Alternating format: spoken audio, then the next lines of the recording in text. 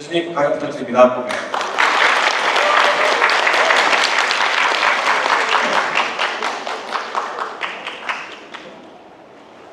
네, 이 귀중한 자리에서 제 말씀을 좀 드릴 수 있게 돼서 굉장히 영광스럽게 생각하고요. 아까 노민수 교수가 소개하면서 살짝 거짓말을 했습니다. 선도적인 연구를 했다고 했는데 사실 선도적인 연구인지는 잘 모르겠습니다. 제가 자폐증 연구를 하는 걸 다들 알고 계셨어요? 이 자폐증 연구를 좀 말씀을 드리려고 하고요.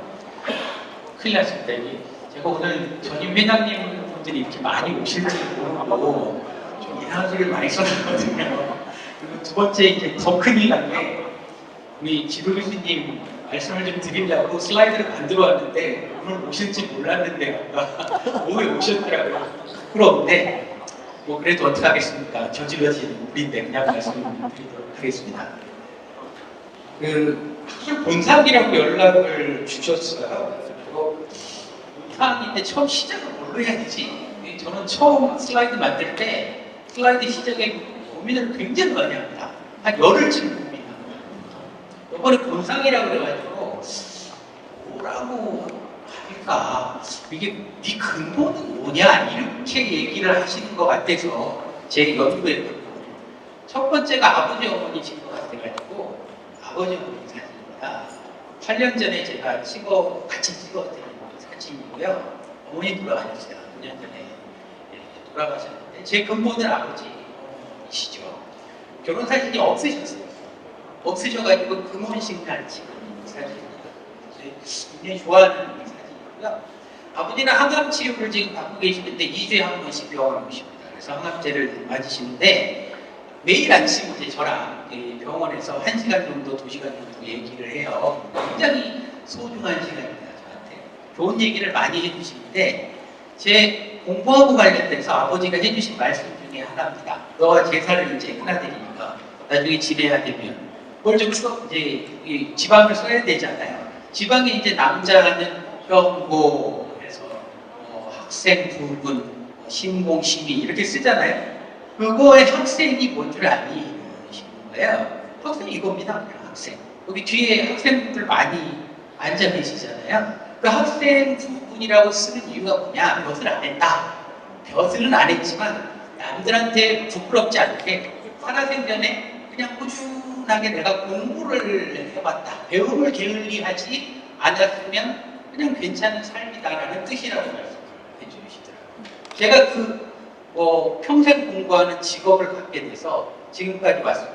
그래서 참 좋은 가르침을 받았다 이런 생각을 하고요. 경제적으로는 어려웠어요. 경제적으로야 뭐 당연히 결혼 사진이 없을 정도의 분들이니까 얼마나 어려우셨겠어요. 그래서 저는 경제적으로 흡수되지만 마음으로 굉장히 풍부하게 살았는데요. 학문적으로는 금수저입니다. 그래서 이 사진을 가져왔는데 죄송스럽습니다, 교수님. 근데 이게 제가 쓴 게 아니고요. AI한테 제가 물어봤어요. 조사했어요. 그래서 저는 전공이 신경과학이잖아요. 그래서 한국의 신경과학을 개척하신 우리 아버님들이 두고 있는데 얼마만 꼽아봐라. 그랬더니 이렇게 꼽아줬습니다. 제도 인프라에 힘쓰신 교수님들, 뭐 장진 교수님들, 장진 교수님, 박찬 교수님 뭐 계시고요. 그다음에 임상신경에서 뭐 최길수 교수님 포함해가지고 임상 쪽에서 신경과학을 연구를 많이 하시는 교수님들이 계십니다. 기초신경량이 뭐 세포 연구 이렇게 필요하죠. 두 분을 꼽아주셨어요. 구광 교수님. 그다음에 이제 김성업 교수님, 뭐 세포배양이나 파킨슨이나 줄기세포 쪽 일을 많이 해주십니다. 그래서 이제 고강호 교수님에 대해서 설명입니다. AI가 쓴 거예요. 제가 쓴 게 아닙니다. 국내 신경양문학을 선도 도입했다. 신경양문학 분야를 선구적으로 도입하시고 한국내신경과학회 이사장, 한국대학회 회장, 그리고 가장 중요한 한국응용양문학회 회장을 역임하셔서 여러 분야에서 신경과학 저변 확대에 기여를 하셨다. 이 정도면 제가 금수저 아버지 밑에서 해봤죠. 그래서 이제 공부를 시작하게 됐습니다. 제가 엉덩이 되게 무거워요. 서울대학교에 입학해서 17년째 나갔습니다. 17년간 학교에 있었고요. 그 다음에 이제 건국대학교 교수가 돼가지고는 20년째, 21년째 이제 들어갑니다. 교수를 하고 있는데 87학번입니다. 들어와가지고 뭐 밑줄 써놨는데 뭐 자세하게 말씀드릴 건 아니고요. 여러 랩에 있었어요. 그래서 2학년 때는 생약학 교실에 가가지고 한 1년 앉아있습니다. 그 다음에는 생화학 교실에. 근데 마지막에 이제 온코진을 할 거냐, 브레인을 할 거냐 고민하다가 이제 그 양리학 교실에 가게 됐습니다. 그래서 신경양리학을 전공하게 됐고요. 교수님께서 너무나 많이 지원을 해주셔서 석사과정, 박사과정 동안에 굉장히 많은 경험을 했습니다. 에필lep시 연구나 특히 우리나라에서 처음 셋업된 리셉터 파머콜로지를 제가 배우게 돼가지고요. 리셉터를 정제하고 항체를 만들고 리셉터 바인딩 어세이를 하고 원 없이 뉴로인플러메이션하고 비헤이비어 어딕션, 뉴로톡시콜로지를 공부하게 됐고요.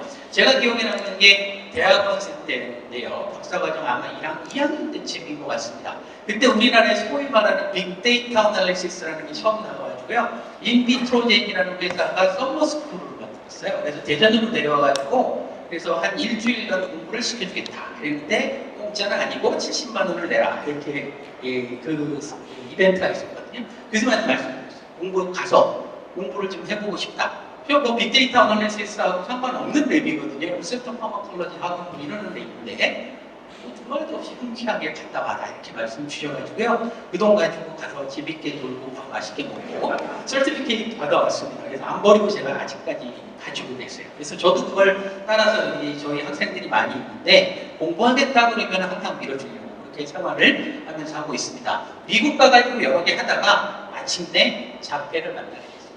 그래서 한국에서 제일 안 되어 있는 질환연구, CNS 연구가 뭐냐, 자폐증이라는 걸 알게 돼서요. 그때부터 지금까지 자폐 연구를 했고 그 연구 결과 중에 일부를 뉴로벤티라는 회사를 만들어서 딱 10년 됐습니다. 10년 돼서 지금 1남 이상에 들어가서 열심히 하고 있습니다. 잘 됐으면 좋겠고요.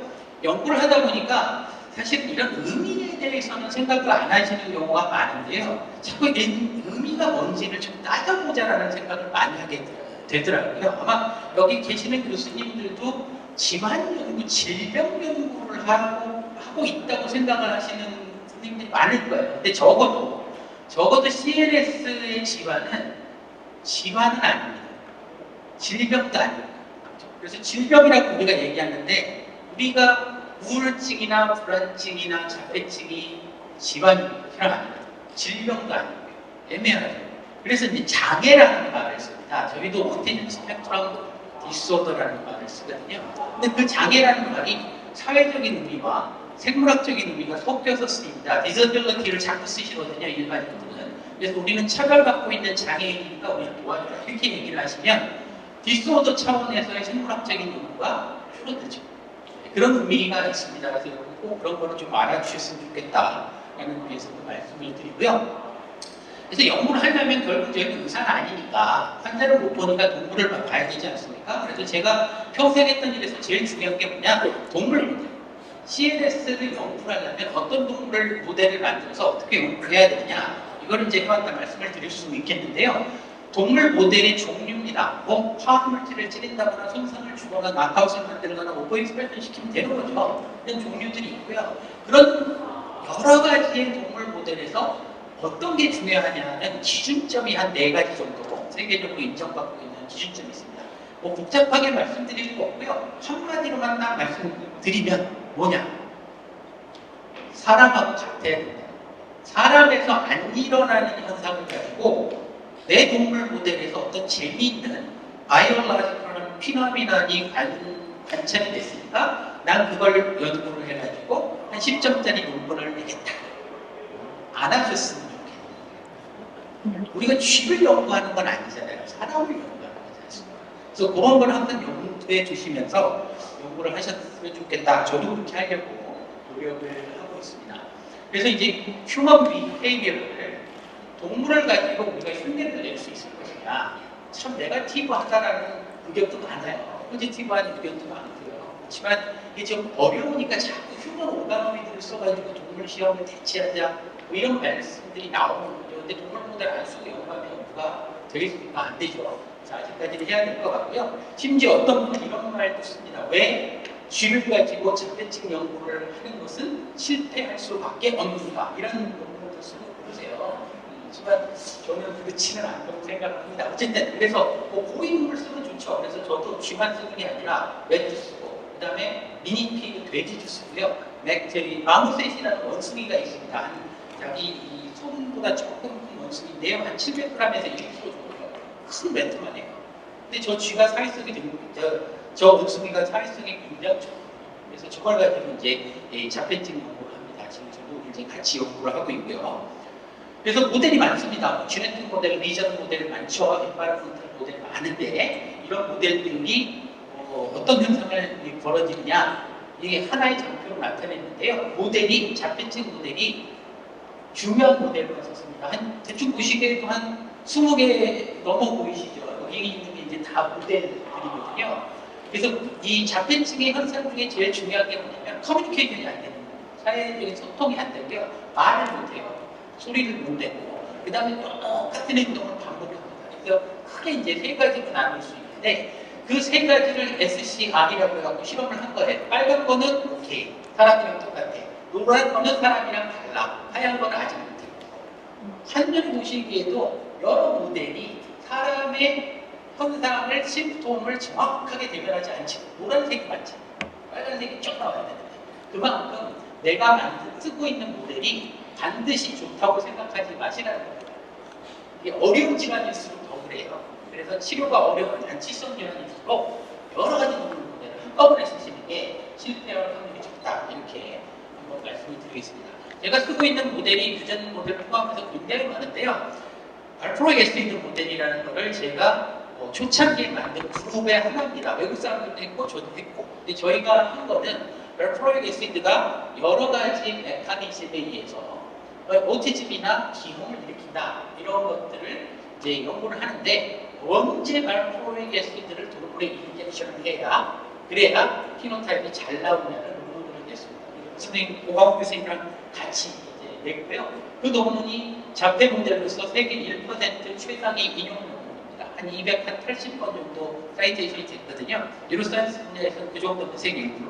네, 이렇게 논문을 냈고 그 모델을 이용해서 기전도 연구하고 어떤 증상들이 나오는지 연구하고 그 다음에 이제 치료 호흡물질을 검색하고 이런 데서를 쭉 배우고 있습니다. 그래서 뭐 기전적으로는 뭐 예를 들어서 익사이테이터리 뉴런, 흥분성 뉴런이 과도하게 많아지고요. 이니비토리 뉴런은 줄어요. 이 모델에서. 그래서 그냥 한마디로 이렇게 말씀을 드릴 수가 있고요. 제가 좀 자랑스럽게 생각하고 있는 것 중에 하나입니다. 한 2, 3년 전에 저희가 대학원생이랑 같이 그린 그림인 것 같은데요. 나름대로의 하이포테시스를 만들었다는 거죠. EI 임밸런스, Excitation, Inhibition 임밸런스가 자폐에 중요하다. 그래서 정상적인 뉴럴 액티비티가 이렇게 벌룬 타고 유랑하는 것처럼 쫙 가야 되는데 Excitation이 너무 많이 되거나 Inhibition이 너무 많이 되면 환부가거나 딱 끊어진다. 라는 하이포테시스죠. 그래서 어떤 자폐 환자가 너무 Excitation이 많이 됐으면 풀려주고 너무 이니비션이 돼 있으면 늘려줘라. 그게 치료법일 거다. 저렇게 익사이테이션 많이 되고 이니비션 많이 되는 거는 우리가 상상할 수 있는 방법이 굉장히 많다는 거죠. 뭔가 뉴로사이언스 하시는 분들은 다 아시는 겁니다. 그래서 이런 하이포테시스를 냈고요. 이게 아직도 이게 구글 치고 나와요. 자폐 하이포테시스가 뭐야? 그래서 이미지 서치 딱 그러면 예전에는 첫 번째 나왔었는데 지금 한 5번, 6번째 나옵니다. 그래서 이런 하이포테시스를 만들었다는데 긍지를 좀 가지고 있고요. 이게 이제 거기서 끝난 게 아니라 제가 연구를 쭉 하다 보니까 이게 후세대 전이가 됩니다. 이 발프로게시드는 임신 중에 맞으면 기형이 되거나 자폐가 있는 아이가 되거든요. 그건 안 돼요. 자, 손자들까지. 지금 손자들까지. 에피지네틱 콘디 트랜스퍼가 되는 거죠. 그 논문을 냈더니 저는 몰랐는데 여기 BBC 우리나라로 치면 추정 60분 여기서 나오는 거예요. 그 제가 이제 캡처를 해갖고 왔는데 렛을 가지고 사우스 코리아에서 한 연구를 봤더니 소디움 발프로에시드 찌르면 그 영향이 DNA 타고 후손에까지 가더라. 이게 이제 추정식군요. 그래서 났습니다. 영국이요. 이 연구를 근거해갖고 뭐라 여기 써놓은 거 보시면 The study is now being examined by experts in the UK. 그래서 영국에서 저 스터디를 다시 한번 재확인해봐야겠다라고 한 거죠. 실제로 있습니다. 저기 그냥 방송에만 낸 게 아니고요. 실제로 내가 어떻게 됐냐면요. 지금 그 발포로이시드를 임신 중에 쓰지 말라고 그러거든요. 다 쓰지 말라고 합니다. 예, WHO 공고 보면 사용 지양해라. 그렇게 하는데요. 영국은 당연하고요. 강력히 제한하고 플러스 올해입니다.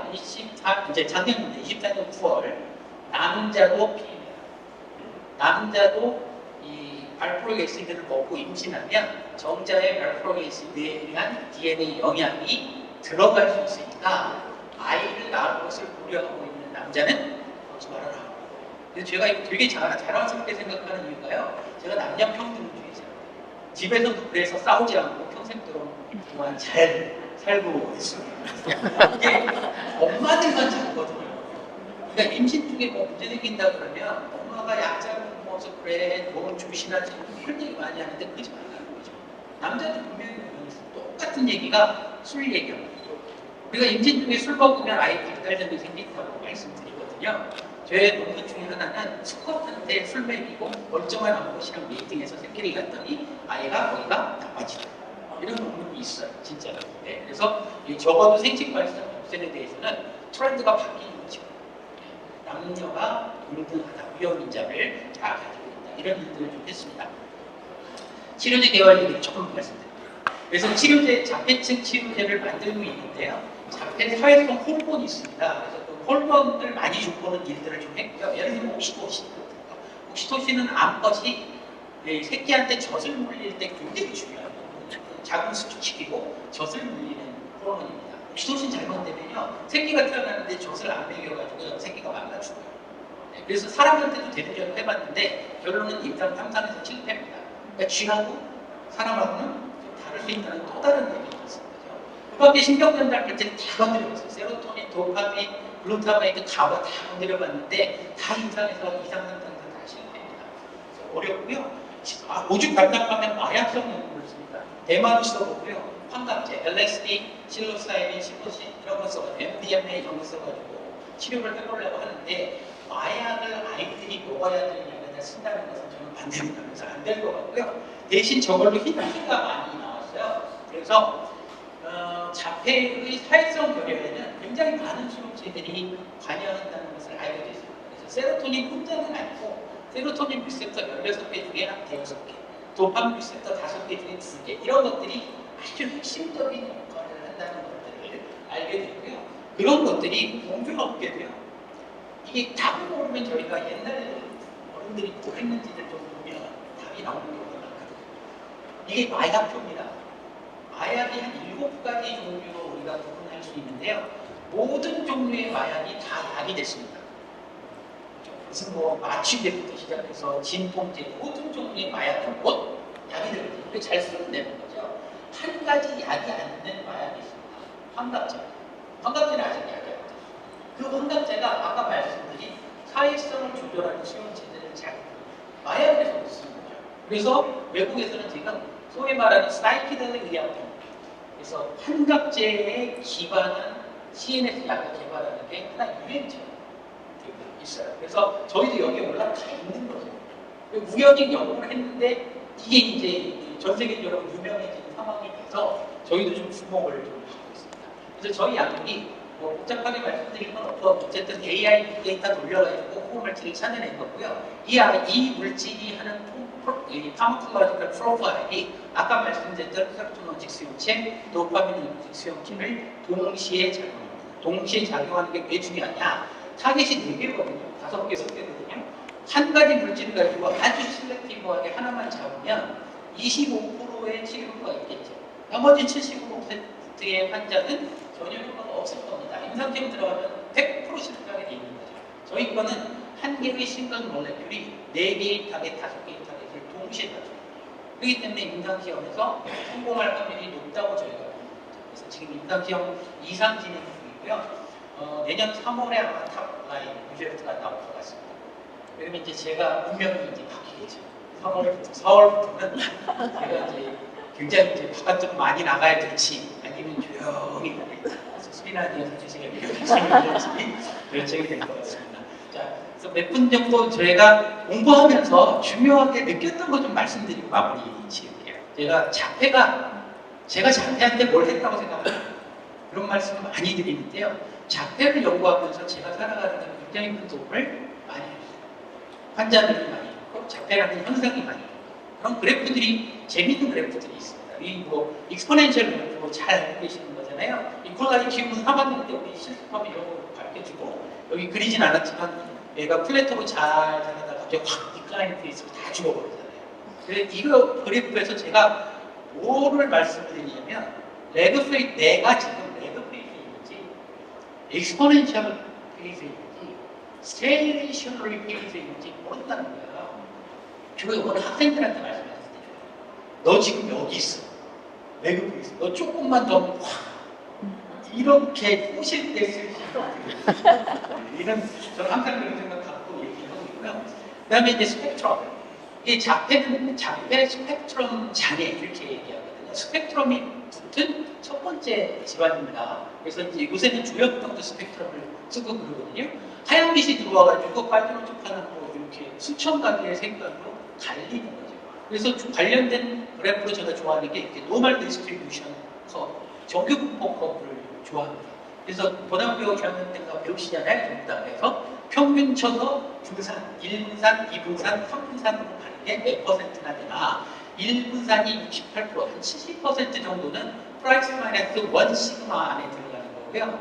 그 다음에 95%의 사람들이 플러스 마이너스 2 시그마에 들어갑니다. 2 시그마면 저는 좀 이상한데? 라고 생각들 하실 거예요. 근데 그 사람들이 100명 중에 5명이었다는 거예요. 3 시그마는 저거 미친놈인데? 이렇게 얘기하실 거거든요. 99.7%입니다. 1000명 중에 3명이라는 거예요. 정상입니다. 저희 주변에 있는 아주 정상인 사람들 중에 하나로 생각을 합니다. 저는 자폐형 가면서 제 생각이 그렇게 바뀌었어요. 여기 보시면 우리 작아서 안 보이시겠지만 전체 인구 중 사이코패스의 비율이 약 0.75%에서 1% 정도 된다고 합니다. 100명 중에 한 명이 사이코패스 성향을 가지고 있다. 그 정도로 크네요.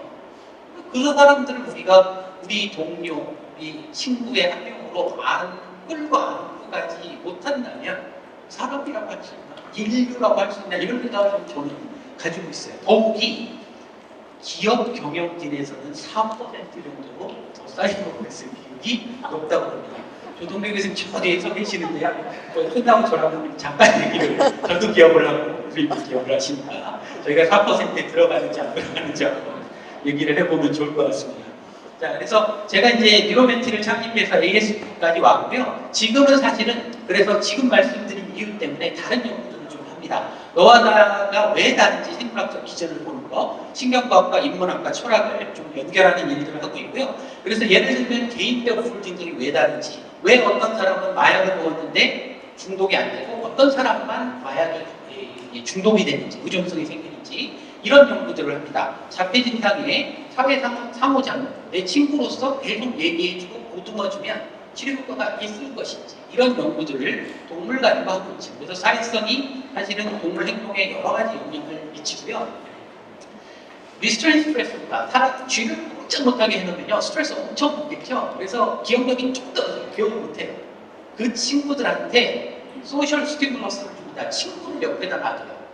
내가 갇혀있는데 감옥에 친구가 옆에 있어서 알짱거리게 만드는 거죠. 더 화날 수도 있겠지만 쥐는 안 그렇습니다. 친구 옆에 있으면 스트레스 덜 받고요. 기억력 떨어지는 게 줄어듭니다.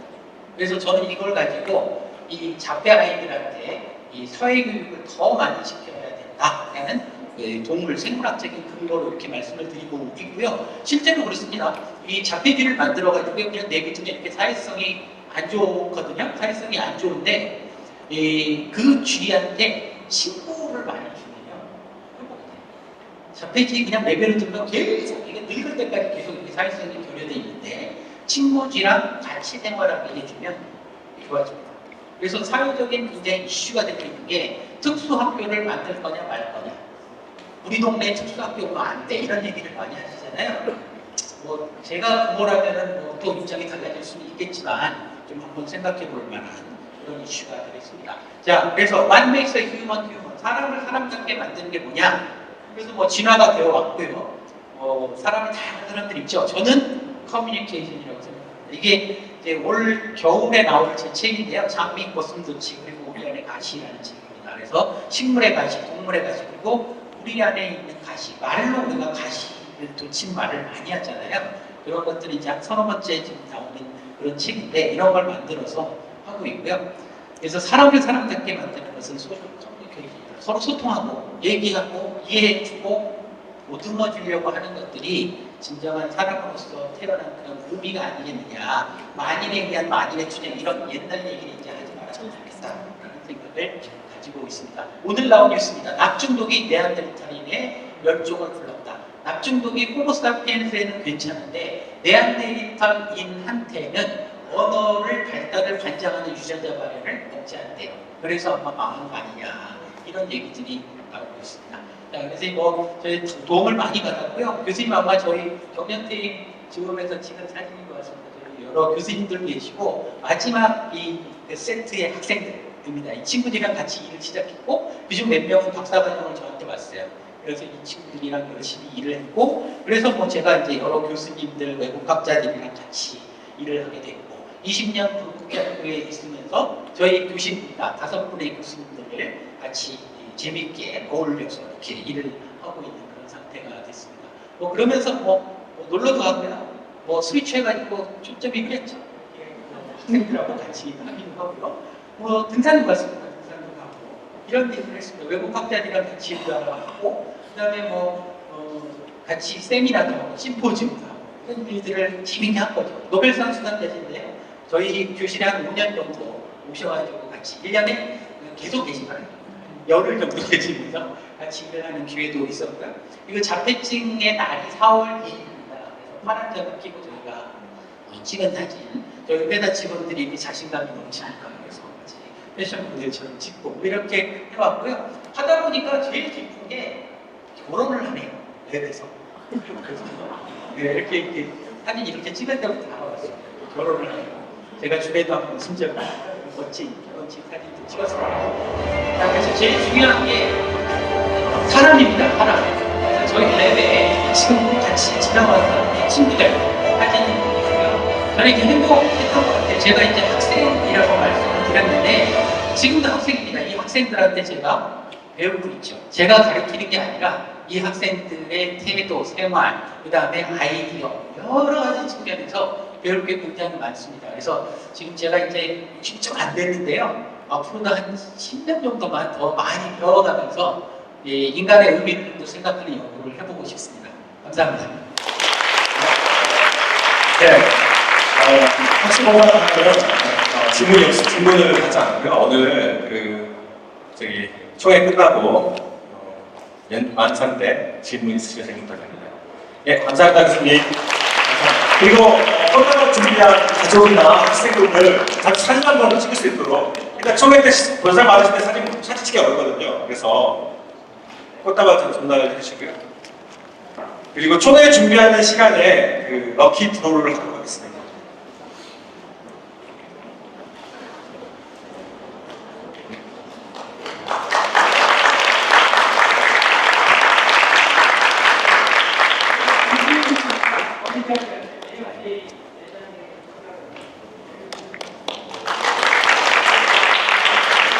네, 지켜주셔서 감사합니다.